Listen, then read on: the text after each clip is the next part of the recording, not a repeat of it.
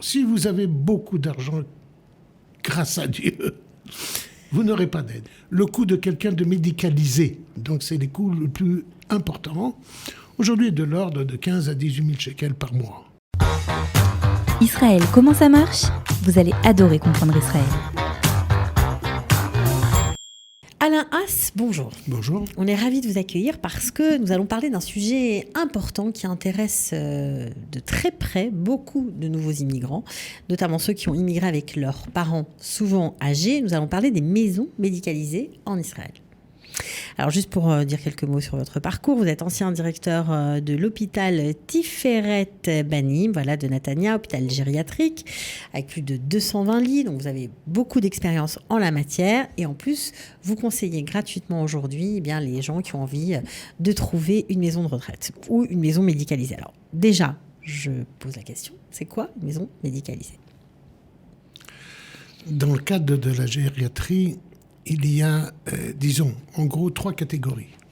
Vous avez la personne âgée qui est bien portante, qui est âgée, qui a besoin d'un soutien, qui a besoin d'un petit peu d'aide, etc., etc. Vous avez la personne qui est malheureusement malade, souffrante, et qui a des problèmes fonctionnels sur la marche, sur le fait de manger seul, pas manger seul, sur le fait d'être propre, ou pas propre. Ça, c'est une catégorie qu'on appelle en hébreu sioudi, qui a besoin d'une assistance médicale. Et vous avez la 3e catégorie qui est ce que l'on appelle tashush nefesh, les gens qui sont de type Alzheimer. D'accord ?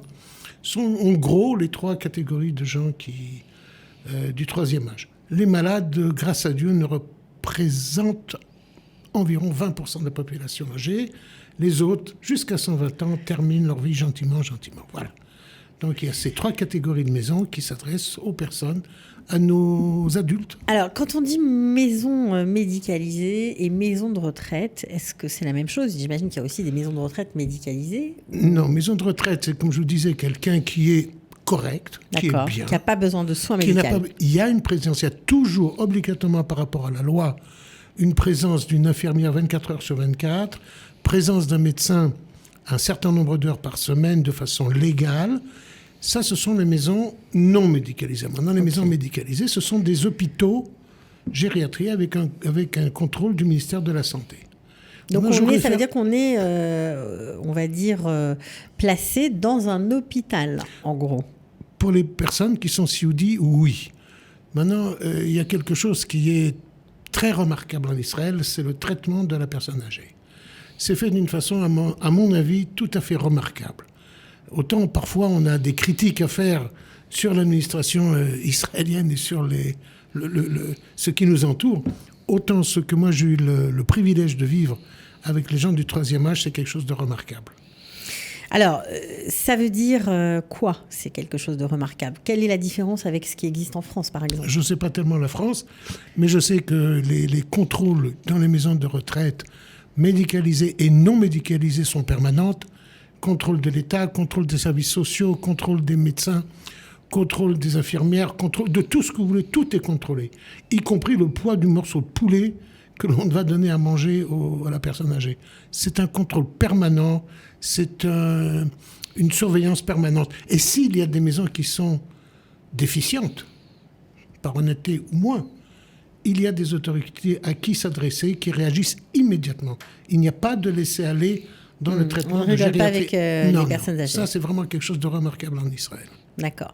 Alors, pour ceux qui ne connaissent pas le système, qui ne connaissent pas les maisons médicalisées, d'abord, est-ce qu'il y en a dans toutes les villes ? J'imagine que oui. Il y en a partout. Alors, ceux qui s'installent et qui ont besoin de placer leurs parents, par exemple, parce qu'ils ne peuvent plus s'en occuper tout seuls pour X raisons, comment on fait ? Est-ce qu'il y a une procédure ? Est-ce qu'il y a une prise en charge ? Est-ce que on doit d'abord, aller voir le ministère de la Santé, l'hôpital en lui-même ? Comment ça se passe ? Ou est-ce qu'on peut aussi placer les parents ou les personnes âgées qui en ont besoin en privé ? Le système est un petit peu plus complexe que ça, puisqu'on protège la personne âgée. La première chose à faire, c'est d'avoir un médecin. Toute personne qui vit en Israël, la première chose à faire quand on pose le pied sur notre sol, c'est d'être pris en charge par une copatroline, par une caisse de maladie et avoir un médecin. En fonction de l'état de santé de la personne âgée, le médecin dira il faut la diriger vers un institut, vous pouvez vous en occuper à la maison et un petit peu plus tard, on verra si le DA se dégrade. À partir de ce moment-là, le médecin va vous dire d'aller voir le ministère de la Santé local. Il y a dans chaque ville une représentation du ministère de la Santé. Et eux vont commencer à faire... Ça s'appelle comment ? Misrad Abriout. Tout simplement. Lishkat Abriout, Misrad Abriout. D'accord. Eux vont commencer à mettre tout le processus en route. Et ensuite, vous allez vous mettre à votre choix en rapport avec une maison de retraite. Personne ne peut vous imposer quelle que soit la maison de retraite. C'est la liberté totale. Donc, vous allez ensuite prendre tout le cheminement. Alors, vous avez parlé aussi, je crois, de financement. Eh ben oui, parce que... Alors, le financement, il est de deux façons. Si vous avez beaucoup d'argent, grâce à Dieu, vous n'aurez pas d'aide. Le coût de quelqu'un de médicalisé, donc c'est les coûts les plus importants, aujourd'hui est de l'ordre de 15 à 18 000 shekels par mois. C'est le coût maximal sans aide. Maintenant, en fonction des revenus, il y a une participation de l'État qui peut aller 10, 20, 50, 80, 90%, voire même 100%. L'État peut aider pour que la personne âgée ne soit pas abandonnée à son sort. Alors ça, c'est très intéressant, même pour des nouveaux immigrants, même pour des personnes âgées qui ont fait leur alia il y a moins d'un an, par exemple. En Israël, tout le monde est pris en charge. Je vous dis, le traitement du vieux, si je peux me permettre, je ne suis pas tout jeune, bien que je sois jeune encore, mais je ne suis pas tout jeune. Dont la personne âgée est prise en charge en Israël d'une façon tout à fait remarquable. Donc on peut trouver des aides ou c'est simplement l'État qui décide en fonction de ses revenus que oui ou non cette personne-là aura... C'est évident. C'est évident que vous devez prouver quels sont vos avoirs, quels sont vos revenus, quels sont pour les enfants. D'abord, si la personne âgée a de l'argent, par exemple, l'État va demander qu'on utilise cet argent avant d'aider. Donc, si par exemple, vous avez des parents en couple, ouais. Ils possèdent 1 million d'euros. Je prends n'importe quoi. Ils possèdent en banque 1 million d'euros ou alors ils ont un appartement qui vaut 1 million d'euros. Alors, s'ils ont de l'argent liquide en banque, s'il y a un couple, ils vont partager la somme en deux. 50% pour monsieur, femme, 50% pour madame. Alors, si c'est monsieur qui est hospitalisé, ils vont vous dire utilisez déjà ces 50% de ce monsieur jusqu'à une certaine somme qui va rester à la disposition pour s'acheter des cigarettes, du Coca-Cola ou pour laisser aux enfants. Ils ne toucheront pas la part du second conjoint. Maintenant, s'il n'y a pas d'argent, à ce moment-là, ils prennent en charge. Et ils prennent en charge avec une participation familiale. Si le vieux monsieur n'a pas d'argent, ils vont prendre une partie de sa retraite, une partie de la retraite. Et ils vont prendre les revenus des enfants, pas des conjoints des enfants sous forme de pension alimentaire. De la même façon que le père ou la mère est astreint à la pension alimentaire à nourrir ses enfants, en Israël, les enfants sont astreints de nourrir leurs parents. Donc tout ça, c'est compte tenu des revenus, tout ça, c'est compte tenu des obligations. Si vous êtes, je me permets de prendre d'autres exemples, que vous ne soyez pas dans cette situation, vous devez vous occuper de quelqu'un pour le faire hospitaliser. Maintenant, vous avez de l'argent, vous avez votre salaire et tout. La personne hospitalisée n'a pas tellement de moyens. Donc vous allez participer comme fille. Rien que fille ou enfant. Votre conjoint ne sera pas contraint. Oui. C'est vous. Maintenant, on tiendra compte si vous êtes marié, si vous avez des enfants, si vous avez une mashkanta. Et on décidera d'une somme. Et à ce moment-là, cette somme va arriver. Ça peut être symbolique, très symbolique. Ça peut être quoi ? Maintenant, écoutez, moi j'ai eu des participations à quelques centaines de shekels. Centaines de shekels, d'accord. Ouais. Maintenant, c'est sûr que si vous vous appelez Rothschild... Oui, vous allez payer plus cher, ça me paraît clair. Voilà. Alors, tout ça, c'est très bien, mais on connaît les francophones, ils n'aiment pas tellement qu'on rentre dans leur, on va dire, dans leur portefeuille, voilà, pour faire simple. Est-ce qu'il y a une façon de ne pas avoir rapport avec ces maisons médicalisées publiques et de prendre, de prendre une institution privée et de payer tout simplement... voilà, sans demander de prise en charge. Si vous payez 18 000 shekels, plein pot, voilà. Si vous payez plein pot, vous pouvez rentrer où vous voulez. Et c'est à peu près 18 000 shekels. Aujourd'hui, ça doit être de l'ordre de 18 000 shekels pour une bonne maison. Alors vous savez, c'est aussi une question d'hôtellerie. Vous avez le côté médical, le côté traitement. Vous avez ça, c'est une chose. Mais vous avez aussi le côté hôtellerie. Alors c'est sûr que quand vous avez... Les normes aujourd'hui sont de l'ordre de 20 mètres carrés en gros, par lit. Pour avoir un lit, il faut 20 mètres carrés, une pièce de 20 mètres carrés, 19 exactement, pour l'armoire, le petit, comment on appelle ça, un chevet, pour une chaise, une petite table, vous voyez, tout ça. Grosso modo, 20 mètres carrés.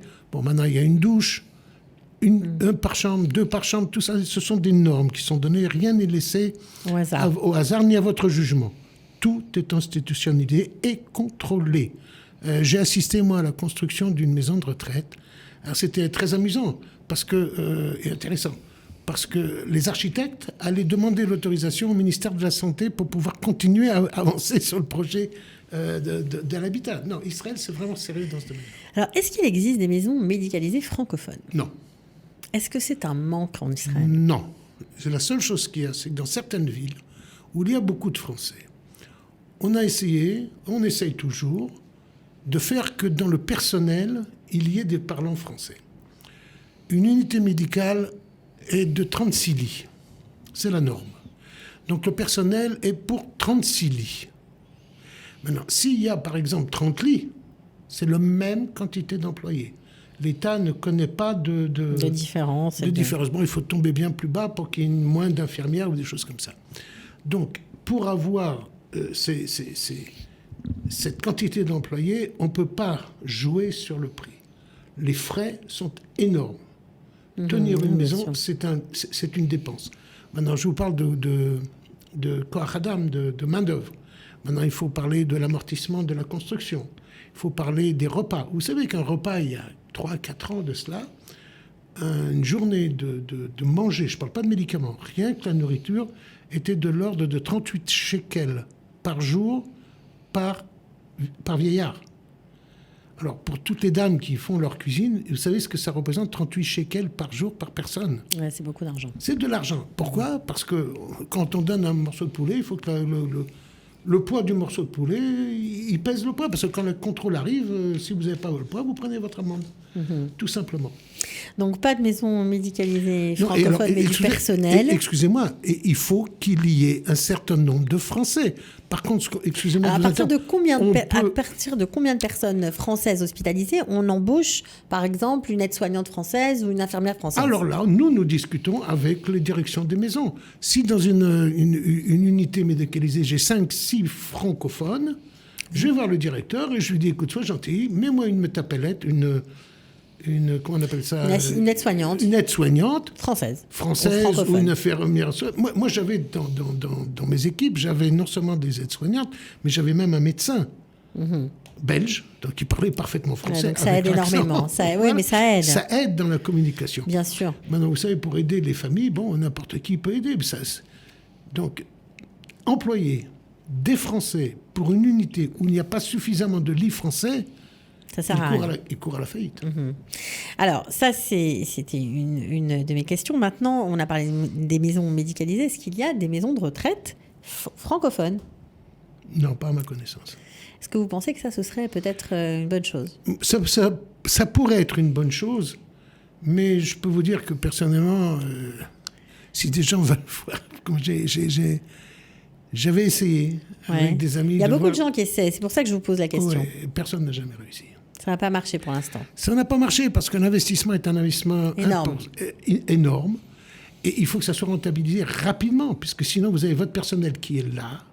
Si vous avez 2 lits, 3 lits, 4 lits qui sont pleins et le reste est vide encore, l'équipe doit être là proportionnellement. Mais cette équipe, elle est importante et elle est chère. C'est sûr. Alors il faut amortir l'investissement, il faut amortir le personnel, il faut maintenir les charges parce qu'une infirmière, c'est 24 heures sur 24. Bien sûr. Bien sûr. Alors, pour ceux qui nous regardent et qui sont sur le point de se décider et qui cherchent une maison médicalisée, qu'est-ce qu'il faut regarder ? Comment savoir si la maison dans laquelle on va mettre les personnes qui nous sont chères, eh bien, vaut le coup ? Écoutez, le ministère de la Santé a des catégories. OK. Maintenant, moi, ce que je conseille toujours, c'est d'abord de regarder le niveau des soins, avant de regarder le côté hôtelier. C'est ce que les gens ont tendance à faire. On regarde d'abord le côté hôtelier. C'est sûr qu'on regarde le côté hôtelier, mais... Le confort. Le confort, oui, mais enfin, vous savez, si la chambre, elle est belle et qu'on ne tourne pas le vieux sur son lit et qu'il fait des escarres, qu'est-ce qu'on a gagné ? OK, donc on regarde le côté des soins. Comment on fait ? Il faut d'abord regarder. Il faut toujours regarder. Comment on fait ? quand on est un profane, vous êtes médecin, mais quand on connaît pas, on fait quoi? On fait une visite impromptue dans la maison? Les assistantes sociales, l'infirmière chef, le médecin de l'unité médicale sont obligés de parler aux familles. Pas n'importe quand, pas n'importe comment. Mais il doit y avoir une kabbalat kal, une réception au public, où ils sont là pour répondre. Ils sont là aussi pour montrer le dossier médical. Maintenant, je vais vous dire quelque chose qui n'est pas très joli. Mais le ministère existe. Et s'il y a quelque chose qui ne plaît pas, alors on va au ministère. Je ne suis pas là pour faire des délations. Avant d'aller, je comprends, mais avant d'en arriver là pour des gens qui sont de bonne volonté, de bonnes intentions, simplement ils veulent choisir. Il y a beaucoup de maisons médicalisées, a priori, et on ne sait pas. Par exemple, quelqu'un qui habite Ranana pourra mettre ses parents, pour prendre cet exemple-là, à Kfar Saba, ou le contraire. Les villes sont mitoyennes, ça peut être peut-être mieux là que là. Comment on fait pour choisir ? Bon, écoutez, nous avons des revues, des livres. D'accord. Et dans ces livres, nous avons ville par ville toutes les maisons de retraite. Et sur chaque maison de retraite, nous avons tout ce qu'ils offrent. Alors quand vous dites « nous », ça veut dire quoi ? Je ne vais pas faire de publicité pour moi. Allez-y, c'est pas grave. Allez-y. Bon, mais j'ai la réponse. Je peux vous dire, dans cette maison-là, il n'y a pas d'unité pour l'Alzheimer. Dans cette maison-là, c'est reconnu par le ministère de la Santé. Dans cette maison-là, c'est reconnu par l'affaire sociale. Dans cette maison-là, on prend en charge ceci. Dans cette maison-là, on respecte le Shabbat. Dans cette maison, on ne respecte pas le Shabbat. Là, il y a une touda tertiaire de la rabbanout. Là, il n'y a pas tout. Il y a beaucoup de questions. D'accord. Donc, vous avez déjà fait un travail très important. Donc, en tout cas, nous, on était ravis de vous recevoir, Alain Haas, parce que vous avez des réponses précises à des questions qui touchent beaucoup et de plus en plus de gens qui montent en Israël. Donc, c'est rassurant de savoir qu'il y a un francophone qui est un professionnel de la question. Voilà, en tout cas, ancien directeur de l'hôpital, d'un hôpital gériatrique. Donc, forcément, vous connaissez tous ces problèmes avant nous. Le monde de la gériatrie, c'est un monde terrible. Parce que je ne veux pas être pessimiste, je ne veux pas être... c'est toujours la maison de retraite médicalisée en général, c'est la dernière étape. Bien sûr. Donc il faut savoir où on met les pieds. J'ai connu quelques voyous, pas beaucoup. Bien que quoi qu'on pense des Israéliens, dans ce monde-là, j'ai rencontré surtout des gens bien. Et des gens qui travaillent avec du cœur parce que... C'est un métier difficile. C'est un métier difficile, c'est un métier passionnant. C'est un métier où, c'est sûr, il y a de l'argent, il y a beaucoup d'argent en cause.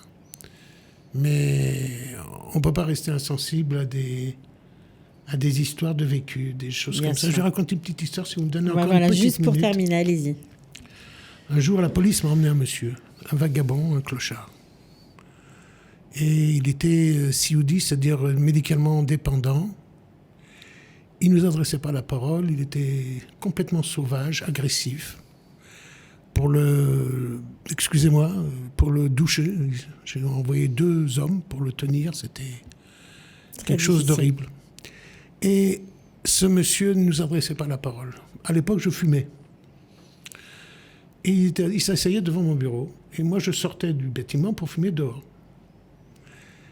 Et un jour, il me dit « cigarette ».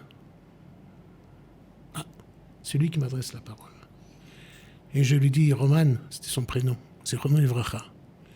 Il me fait « cigarette ». Il ne me dit rien, il me tend la main, je lui donne une cigarette, il sort sur sa chaise roulante et il fume la cigarette. Grâce à la cigarette, on a fini par rompre la glace. La glace. Et petit à petit, il a commencé à délier sa langue. C'est un monsieur qui était professeur en chimie nucléaire. Sa femme et son fils sont morts dans l'attentat de l'avion en Irlande. Il y a un avion qui a été abattu, qui est tombé, je ne sais plus, je ne me rappelle plus exactement. Et ce jour-là, il a décidé de se laisser mourir en devenant un clochard.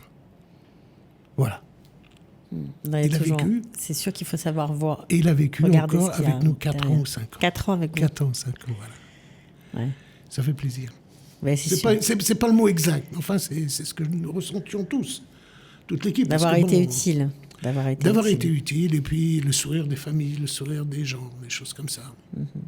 On comprend que c'est un métier qui vous a beaucoup apporté et que vous continuez, grâce à la guidance que vous apportez aux familles, à nous aider à voir plus clair. Donc pour ça, soyez-en remerciés. Et bien sûr, on mettra votre numéro de téléphone parce que je pense qu'il y a plein de gens qui vont vouloir vous appeler s'ils cherchent eux aussi une maison pour passer. Mes services sont entièrement gratuits. Voilà, c'est ça, on ne l'a pas dit, mais évidemment, c'est gratuit, complètement gratuit. Et c'est d'autant plus méritant. Merci beaucoup, Alain Haas. Je vous en prie, c'est moi qui vous remercie. À bientôt. Israël, comment ça marche ? Vous allez adorer comprendre Israël.